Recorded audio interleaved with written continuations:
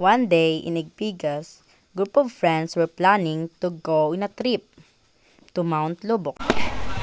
Gio, do you want to come in Mount Lubok tomorrow? Sure.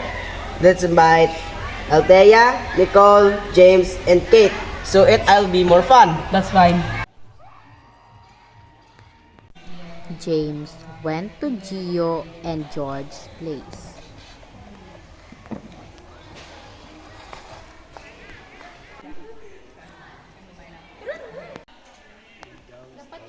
James! Do you want to come with us? Come with you? Where? Come, hang out. Where are we going? To Mount Lobo, are you in?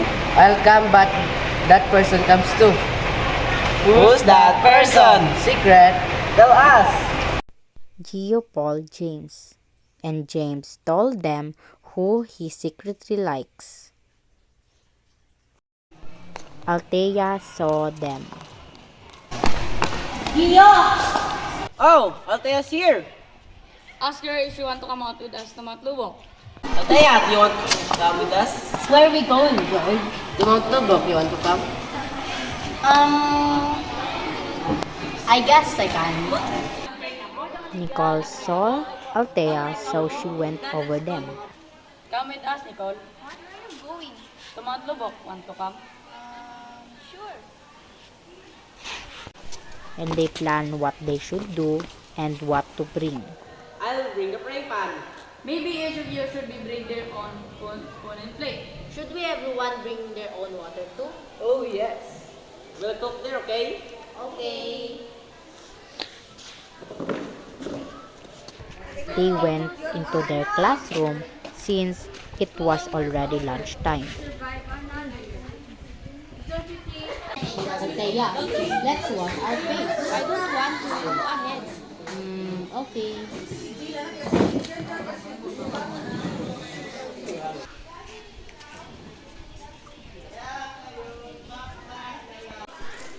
George, when we are going to the mountain? Isn't the long way on coming out soon? I heard it is.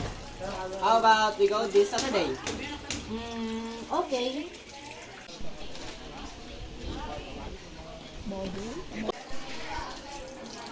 Althea, I'll go ahead.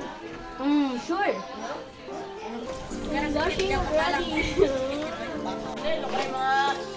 Hey, what happened to you?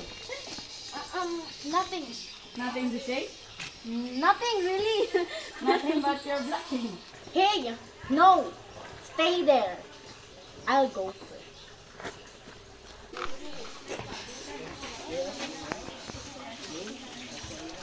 I think she has feeling for George. Ouch, that hurts for someone. It was already afternoon, and the students start going home. Saturday is getting close, okay? We're still going. We're already planned it. Yes, of course. There's no reason to us not to go. You're all coming, right? James, Althea, Nicole, okay? Okay.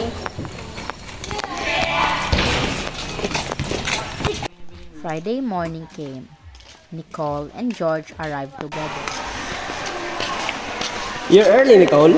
Not really. And we even came together. Huh? Nothing.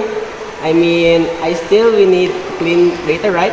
We can just stand around or mom will scold us. True. Oh, I forgot to tell you, come with us to Mount Lubok tomorrow. What? Seriously? Tomorrow? Yes, will you come? Of course. I tell George. Take it, Nicole. Okay. I'll take it. You're too slow. Let's clean at the back.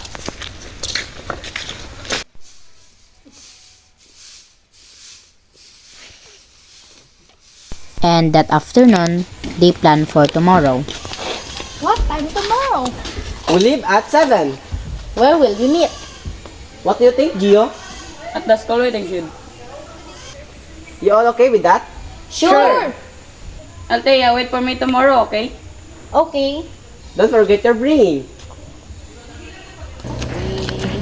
Let's go together. Sure. Your bag looks heavy. It is. You can do it. Didn't Gio say yesterday we should wait for him? Yeah, let's wait.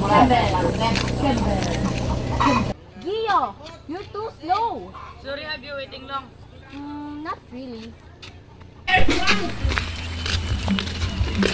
Oh, that's George. Hey, brother! Have you been waiting long? Yeah, you're late. Sorry. Wasn't long. Let's go.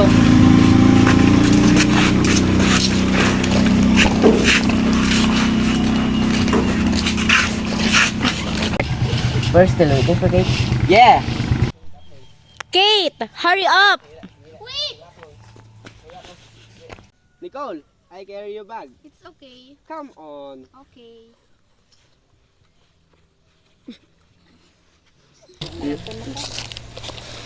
Oh, my finger. Doesn't she know how to carry her bag?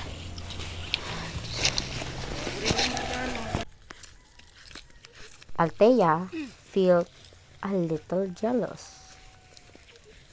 Look at Althea. Her bag is too heavy. Carry it. I'm shy. Don't be shy. Althea, I'll carry your bag.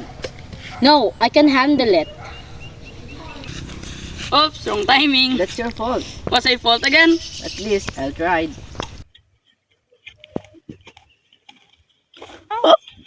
Let me help you up. You George, Yo, George, ah.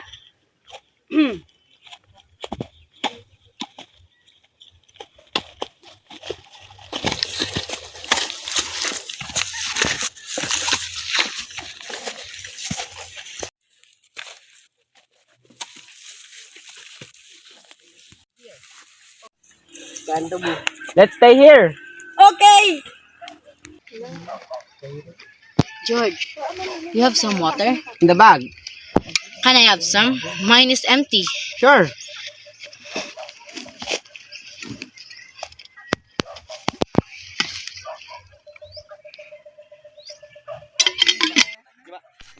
They talked, took a picture, and relaxed.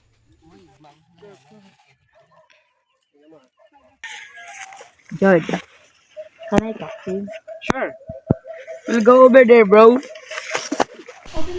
George, why you don't confess to her? Yeah. I can. You can. Better to confess early. At least if you hurt, you try. Sure.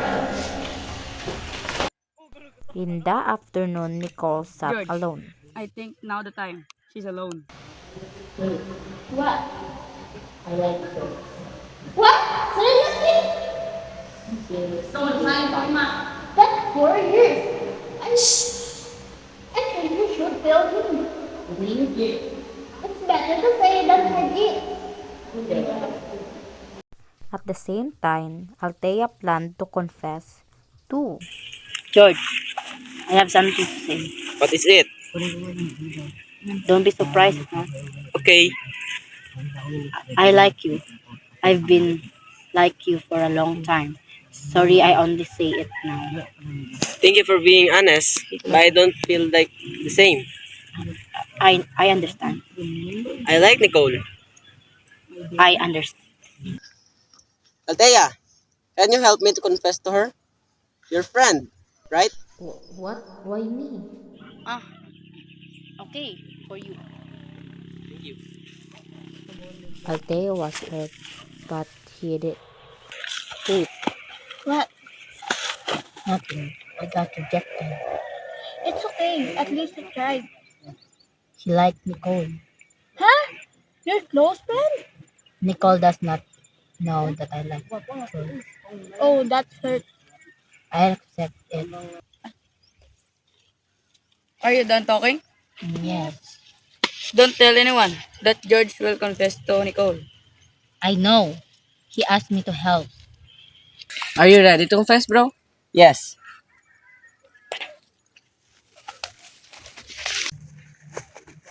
Are you here for lunch? Yes, How are you? I'm fine. After they talked, Althea saw George approaching and Nicole. walked away. Nicole, What is it? I like you. I didn't want to hide it anymore. I think I love you. I like it too, George. Can I court you? Yes. Yes! It was supposed to be me, I'm here. You still like him? James. I mean, I'm happy for them. I wish it were us. I don't know. I want to focus on myself. Nicole agreed to let George court her, even it hurts. Althea accepted that George wasn't for her. She chose to wait for the right person while James admired her silently, knowing she didn't feel the same. Not all love we give will be returned, and that's okay. Sometimes the person we like chooses someone else, and even though it hurts, true maturity is shown by accepting the truth, respecting their choice, and letting go with grace. Althea chose to confess her feeling even though she was afraid of rejection. Being honest about your emotion is braver than keeping them hidden. George's feeling for someone else did not mean Althea was unlovable. It only meant he wasn't the right person for her. Love isn't just about liking someone for a long time. It's about both people feeling the same way at the same time. Choosing to pause, heal, and wait for the right person is the sign of growth, not weakness.